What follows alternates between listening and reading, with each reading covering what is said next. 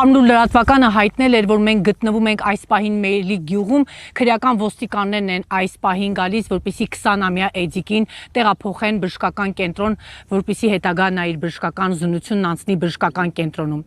Հիշեցնենք, որ հուլիսի 22-ին բացահայտվել էր ողբերգական դեպք, 50-ամյա կնոջը առանձնակի դաժանությամբ սպանել էր նրա 20-ամյա որդին։ Դատարանը որոշել էր 20-ամյա Էդիկին ազատ արձակել եւ ազատ արձակելուց հետո նա վերադարձել է տուն եւ այս պահին քրեական ոստիկանները եկել են նրան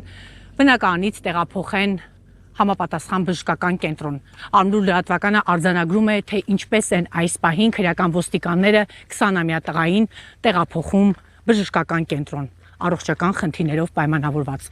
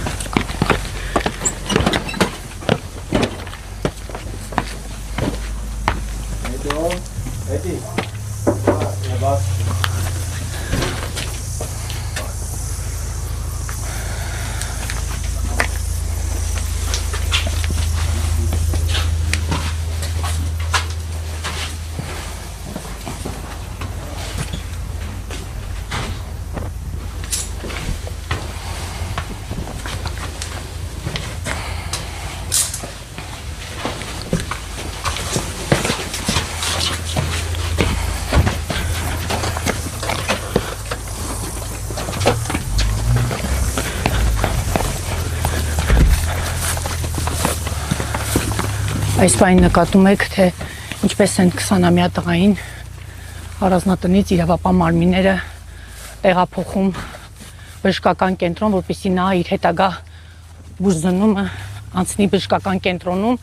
Նշենք, որ դատարանը ազատ էր արձակել կապված վերջինիս առողջական խնդիրների պատճառով։ Այս պահին քրեական ոստիկանները վերջինիս տեղափոխում են բժշկական կենտրոնում 20-ամյա